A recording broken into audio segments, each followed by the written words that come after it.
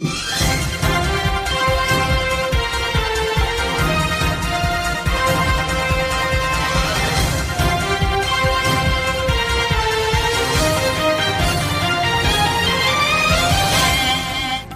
नगरपालिकेच्या प्रभाग क्रमांक 1 मधील भाजपचे अधिकृत उमेदवार प्रतीक मोहिते आणि आशा डगळे यांच्या प्रचारार्थ दौलतनगर येथे मंत्री शिवेंद्रराजे भोसले यांच्या प्रमुख उपस्थितीत कोपरा सभा पार पडली। यावेळी भाजपचे नगराध्यक्ष पदाचे उमेदवार अमोल मोहिते, जयेंद्र चव्हाण, विजय देसाई आदी मान्यवर उपस्थित होते। या कोपरा सभेसाठी प्रभाग क्रमांक 1 मधील नागरिकांनी मोठ्या संख्येने उपस्थिती लावल्याने या सभेला जाहीर सभेचे स्वरूप आले होते। यावेळी बोलताना शिवेंद्रराजे भोसले यांनी विरोधी उमेदवारांवर चांगलीच तोफ डागली। हा भाग हद्दवाडीमध्ये येत आहे। या भागाला हद्दवाडीमध्ये न येण्यासाठी विरोध करणारे शंकर किर्दत आणि संजय पाटील यांना आज नगरसेवक होण्याची गडबड झाली आहे। मात्र त्यांनी निवडून येण्याची स्वप्न बघण्याचं बंद करावं। तसेच प्रतीक मोहिते विरोधात प्रचार केला जातोय की बाहेरून आलेला उमेदवार आहे, तो दुसऱ्या प्रभागातील असला तरी साताऱ्यातीलच आहे, पाकिस्तानातून आला नाही असे म्हणत शिवेंद्रराजेंनी विरोधकांना टोला लगावला। नगरपालिकेच्या पंचवार्षिक निवडणुकीच्या प्रचाराच्या निमित्तानं आपण सगळेजण प्रचारासाठी एकत्र आलोय।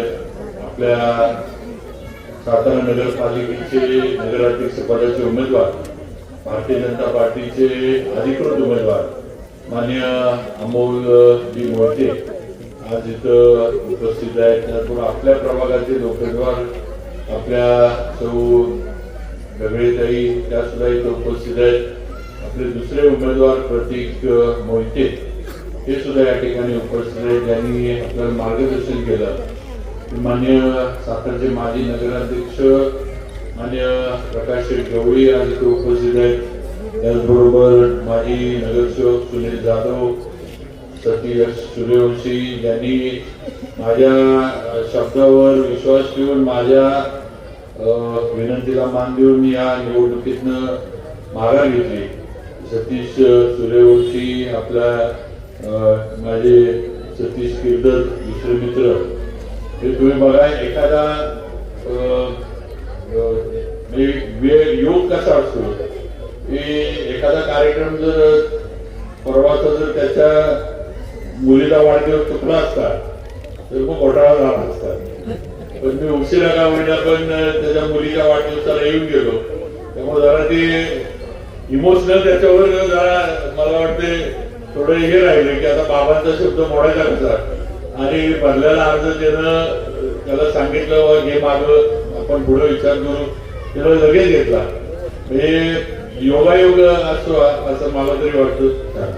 आणि उपस्थित सर्वच परिसरातील प्रभागातील मतदार बंधू भगिनी आणि तरुण मित्रांनो, आज मला खरं म्हणजे या आपला जो हद्दवाडीचा हा जो सगळा भाग आहे, जो पूर्वी शाहूपुरी ग्रामपंचायतीमध्ये होता, इकडे प्रचाराला आल्यानंतर किंवा इकडं जे उमेदवार आज समोर उभे आहेत त्यांची नावं वाचल्यानंतर मला खरं म्हणजे गंमत वाटते की लोक एवढी दुतोंडी कशी असू शकतात हे मला कळत नाही।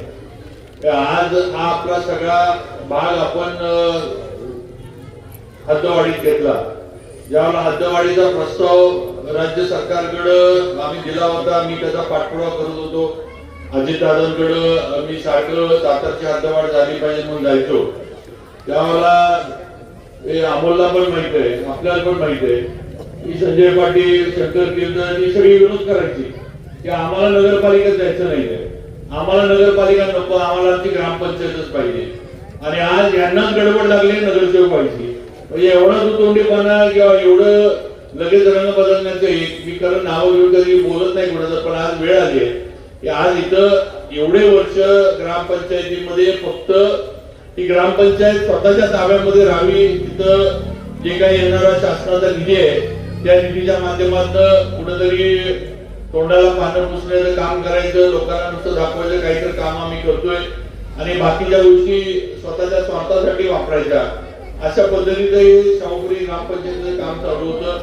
पण आपण वाईटपणा घेऊन हद्दवाढ आपण करून घेतली। लोकांना त्यावेळेला शंका होती, इकडे राहणाऱ्या सर्व नागरिकांना वाटत होती की आपल्याला आता टॅक्स जास्त बसणार, आपली अडचण होईल, आपल्याला नगरपालिकेत गेल्यानंतर कोणी विचारणार नाही. पण खऱ्या अर्थानं हा संपूर्ण भाग हद्दवाढीत नगरपालिकेत आल्यानंतर आज ज्या झपाट्यानं इथं विकास कामं झाली ती तुम्ही बघताय. आणि आज दुसरं दुर्दैव आहे, मला मुलं सगळी सांगत होती की ही जी केलेली आपण काम आहे ही आता विरोधक त्यांच्या पॅम्पलेटवर छापायला लागले आणि म्हणायला लागले आम्ही केलीत म्हणून. हे आता हे तर आणखी गमतीचा भाग आहे. अशा पद्धतीनं लोकांना फसवण्याचं काम हे या परिसरामध्ये, या प्रभागामध्ये, शेजारच्या प्रभागामध्ये आज ही पूर्वीचे जे इथले नेते मंडळी म्हणा किंवा इथले जे सगळे ज्यांनी सगळीकडनं नुसती मुस्कळदाबी करून ठेवली होती अशी लोक करायला लागली. ही वस्तुस्थिती आपण कुठेतरी मतदारांनी लक्षात घेतली पाहिजे. अपक्ष उमेदवार उभे आहेत, काही सांगतायत, काही थापा मारतायत, आम्ही निवडून आल्यानंतर बाबांकडे जाणार आहे. माझं म्हणणं आहे तुम्ही आधीच माझ्याकडे नव्हता तर निवडून आल्यानंतर कुठे येणार आहे? तुम्ही आधी माझ्याकडे असतात तर वेगळी गोष्ट होती. तुम्ही आधीच माझ्या बरोबर नव्हता, आधी पण माझ्या विरोधातच तुम्ही होता. त्यामुळे निवडून आल्यावर इकडे या आणि सगळ्यात हे म्हणजे निवडून येणारा हे स्वप्न बघायचं बंद करा असं माझं स्पष्ट मत आहे. लोक हुशार झाले, लोक जागरूक झाले, लोकांना विकास पाहिजे, लोकांना पाणी, रस्ता, स्वच्छता. अध्यक्षपदाचे उमेदवार अमोल मोहिते, आपले प्रतीक मोहिते, त्याचबरोबर आपल्या जो दगडेताई, या तिन्ही उमेदवारांचं चिन्ह हे कमळ आहे आणि कमळाच्या समोरचं बटन दाबून आपण या तिन्ही उमेदवारांना मोठ्या मताधिक्याने विजयी करावं.